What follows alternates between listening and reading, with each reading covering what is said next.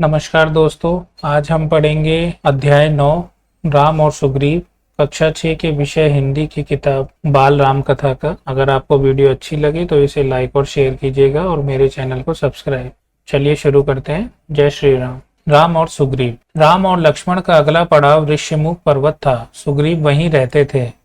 कबंध और शबरी की बात दोनों भाइयों को याद थी। दोनों ने सुग्रीव से मिलने की सलाह दी थी। कहा था कि वे सीता की खोज में सहायक होंगे। दोनों राजकुमार शीघ्रता से वहां पहुंचना चाहते थे। सुग्रीव का मूल निवास ऋष्यमुख पर्वत नहीं था, किष्किंधा था। ऋष्यमुख में वह निर्वासन में अपना समय बिता रहे थे। सुग्रीव किष्किंधा के वानर राज के छोटे पुत्र थे। बड़े भाई का नाम बाली था। पिता के ना रहने पर ज्येष्ठ पुत्र बाली राजा बना। पहले दोनों भाइयों में बहुत प्रेम था। राजकाज में किसी बात को लेकर मनमुटाव हुआ, फिर झगड़ा हो गया, इतना गंभीर कि बाली सुग्रीव को मार डालने पर उतर आया। जान बचाने के लिए सुग्रीव को ऋष्यमुख पर्वत आना पड़ा। ऋष्यमुख आकर भी सुग्रीव का डर कम नहीं हुआ था। वह चौकस रहता था। विश्वास पात्र वानर सेना निरंतर पहरे पर रहती थी। सुग्रीव स्वयं भी पहरा देता था, इस डर से कि कहीं बाली के गुप्तचर सैनिक वहां ना पहुंच जाए। एक दिन सुग्रीव पहाड़ी पर खड़ा था।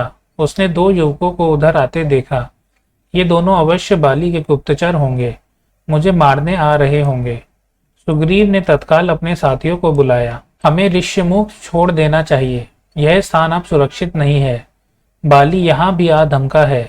सुग्रीव ने अपने साथियों से कहा, मैंने दो युवकों को इधर आते देखा है, उनके हाथों में धनुष है। सुग्रीव घबराया हुआ था और उसके प्रमुख साथी हनुमान इससे सहमत नहीं थे। मैं जाकर पता लगाता हूं कि वे कौन हैं। बाली की सेना में ऐसे सैनिक नहीं हैं। हनुमान ने भी दोनों युवकों को देख लिया था। हनुमान पर सुग्रीव को भरोसा था। उसने बात मान ली। राम और लक्ष्मण पहाड़ी पर चढ़ते चढ़ते थक गए थे। वे पहाड़ी सरोवर के पास रुके, थकान मिटाने, मुंह हाथ धोने। तभी भेष बदलकर हनुमान वहां पहुंच गए। शिष्टता से प्रणाम किया। पूछा, आप दोनों कौन हैं? वन में क्यों भटक रहे हैं? आपका भेष मुनियों जैसा है, लेकिन चेहरे से राजकुमार लगते हैं। हम सुग्रीव से मिलने जा रहे हैं। हमें उनकी सहायता की आवश्यकता है। क्या आप जानते हैं? राम ने विनम्रता से पूछा। प्रारंभिक बातचीत में ही हनुमान स्थिति भांप गए। वे अपने मूल रूप में आ गए। प्रणाम करते हुए बोले, मैं हनुमान हूँ, सुग्रीव का सेवक। उन्होंने आपका परिचय जानने के लिए यहाँ भेजा था। लक्ष्मण ने उन्हें अपना परिचय दिया, वन में आने का कारण बताया। यह भी बताया कि वे कबंध और शबरी की सलाह पर आए हैं, सुग्रीव से मिलने, उनसे सहायता मांगने। हनुमान के चेहरे पर हल्की सी मुस्कुराहट आ गई। कोई उससे सहायता मांगने आया है जिसे स्वयं सहायता चाहिए। हनुमान समझ गए, राम और सुग्रीव की स्थिति एक जैसी है। दोनों को एक दूसरे की सहायता चाहिए। वे मित्र हो सकते हैं। एक अयोध्या से निर्वासित है, दूसरा किष्किंधा से। एक की पत्नी को रावण उठा ले गया है, दूसरे की पत्नी उसके भाई ने छीन ली है। दोनों के पिता नहीं हैं। हनुमान ने राम और लक्ष्मण को कंधे पर बैठाया। कुछ ही पल में वे ऋष्यमुख के शिखर पर पहुंच गए। हनुमान ने दोनों को सुग्रीव से मिलाया। दोनों ने अग्नि को साक्षी मानकर मित्रता का वचन लिया। सुग्रीव ने कहा, आज से हमारे सुख दुख साझा हैं। राम ने सुग्रीव को सीता हरण के संबंध में बताया तो सुग्रीव अचानक उठ खड़े हुए। उन्हें कुछ याद आया। बोले, वानरों ने मुझे एक स्त्री के हरण की बात बताई थी। वह निश्चित रूप से सीता ही रही होंगी। रावण का रथ इसी पर्वत के ऊपर से गया था। राम और लक्ष्मण ध्यान से उनकी बात सुन रहे थे। सुग्रीव बोलते रहे, सीता स्वयं को रावण के चुंगल से छुड़ाने का यत्न कर रही थी। वानरों को देखकर उन्होंने अपने कुछ आभूषण नीचे फेंक दिए थे। गहनों की एक पोटली राम के सामने रखते हुए उन्होंने कहा, देखिए, क्या ये गहने सीता के हैं? राम ने आभूषण तुरंत पहचान लिए। कुछ गहने लक्ष्मण ने भी पहचाने। गहने देखकर राम शोक सागर में डूब गए।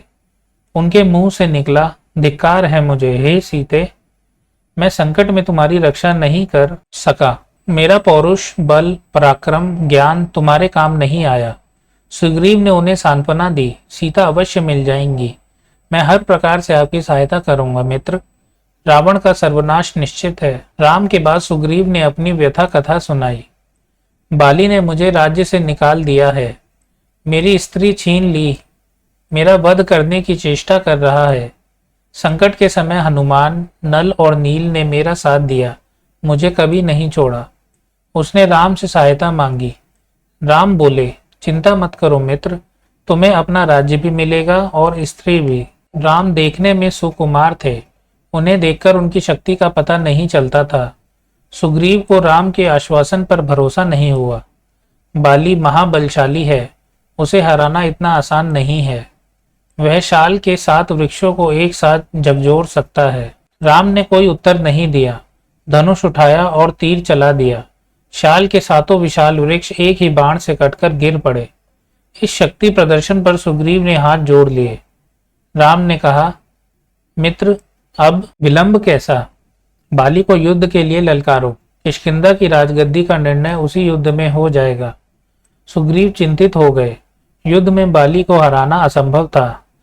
राम बोले, चिंता मत करो मित्र, मैं पेड़ की ओट से युद्ध देखूंगा, जब तुम पर संकट आएगा तुम्हारी सहायता करूंगा।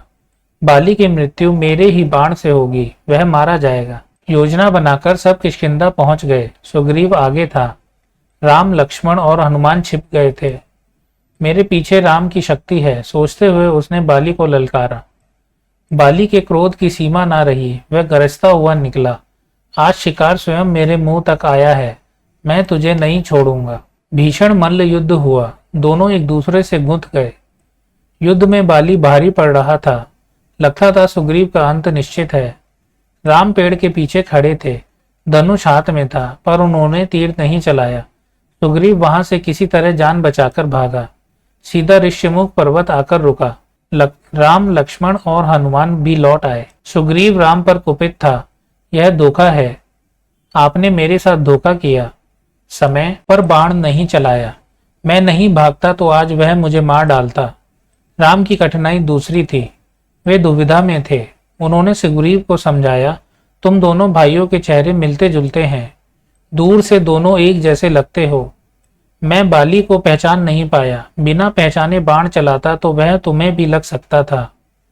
मैं इस चूक के लिए तैयार नहीं था, मैं अपने मित्र को खोना नहीं चाहता था। लक्ष्मण ने समझा बुझाकर सुग्रीव को तैयार किया एक और युद्ध के लिए।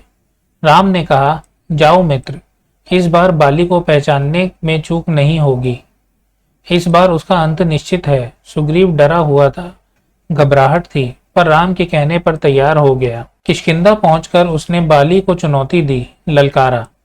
बाली को सुग्रीव का यह साहस समझ में नहीं आया। वह अंतःपुर में था, अपनी पत्नी रानी तारा के साथ।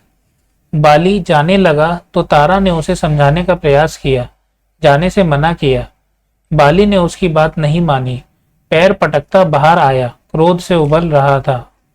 बाली ने हाथ हवा में उठाया, मुट्ठी भिंची हुई थी, वह एक घुसे से सुग्रीव का काम तमाम कर देता। तभी राम का बाण उसकी छाती में लगा, वह लड़खड़ाकर गिर पड़ा। बाली के गिरने पर राम, लक्ष्मण और हनुमान पेड़ों की ओर से बाहर निकल आए। आनन फानन में राज्य अभिषेक की तैयारियां की गईं। सुग्रीव को राजगद्दी मिली। राम की सलाह पर बाली के पुत्र अंगद को युवराज का पद दिया गया। राम ने सुग्रीव के लिए संबोधन बदल दिया।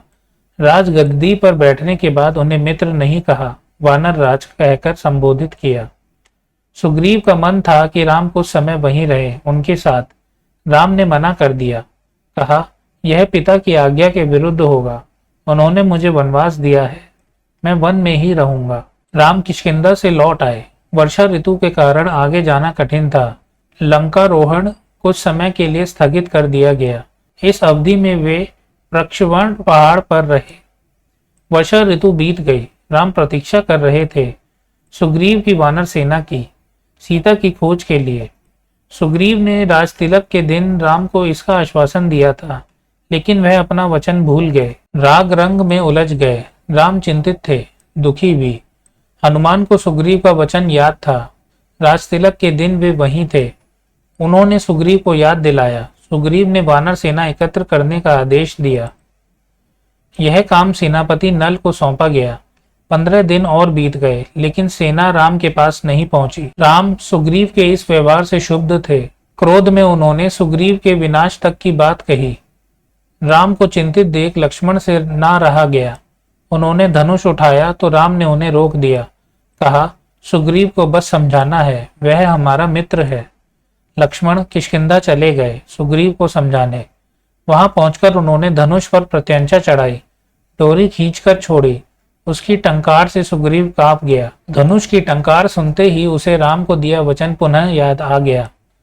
तारा ने सलाह दी कि वे तत्काल जाकर राम से मिलें, क्षमा याचना करें। सुग्रीव ने ऐसा ही किया। राम के पास जाने से पूर्व सुग्रीव ने हनुमान को आवश्यक निर्देश दिए। वानर सेना एकत्र करने का आदेश। इस बार सुग्रीव सेना एकत्र होने तक नहीं रुके, तुरंत निकल पड़े लक्ष्मण के पीछे पीछे। राम के सामने जाकर भयभीत वानरराज ने उनसे क्षमा मांगी अपनी चूक के लिए। राम ने उन्हें उठाकर गले लगा लिया। राम और सुग्रीव बात कर ही रहे थे कि उछल कूद करती वानर टोलियां वहां आ पहुंची। हनुमान के साथ लाखों वानर थे, जामवंत के पीछे भालुओं की सेना। इसके बाद लंकारोहण की योजना बनी। वानरों को 4 टोलियों में बांटा गया। अंगद को दक्षिण जाने वाले अग्रिम दल का नेता बनाया गया। उस दल में हनुमान, नल और नील भी थे। राम की यही इच्छा थी। उन्होंने कहा, वानरों की सेना भेजने से पहले चतुर और बुद्धिमान दूतों को लंका भेजा जाए, यही उचित है। राम और सुग्रीव की जय जयकार करते वानर अपनी निर्धारित दिशाओं की ओर चल पड़े। दक्षिण जाने वाले दल को राम ने रोक लिया। उन्होंने हनुमान को अपने पास बुलाया, अपनी उंगली से अंगूठी उतारकर उन्हें दे दी। अंगूठी पर राम का चिन्ह था। उन्होंने कहा, जब सीता से भेंट हो तो यह अंगूठी उन्हें दे देना। वे इसे पहचान जाएंगी, समझ जाएंगी तुम्हें मैंने भेजा है, तुम मेरे दूत हो। दक्षिण की टोली किष्किंधा से चली। अंगद और हनुमान आगे आगे चल रहे थे। चलते चलते वे ऐसे स्थान पर पहुंच गए जिसके आगे भूमि नहीं थी, केवल जल था, विशाल समुद्र। उसकी गहराई अथाह थी, लहरों की गरज कंपा देती थी। समुद्र को देखकर सबका साहस जवाब दे गया। वानर थक हारकर वहीं बैठ गए। वानर राम के बारे में चर्चा करने लगे। अंगद ने कहा, राम की सेवा में प्राण भी चले जाएं तो दुख नहीं होगा। जटायु ने अपनी जान दे दी, हम भी पीछे नहीं हटेंगे। तभी एक विशाल गिद्ध पहाड़ी के पीछे से निकला। वह जटायु का भाई था, संपाति। उसने कहा, सीता लंका में है, मैं जानता हूं। रावण उन्हें लेकर गया है। आप लोगों को यह समुद्र पार करना होगा।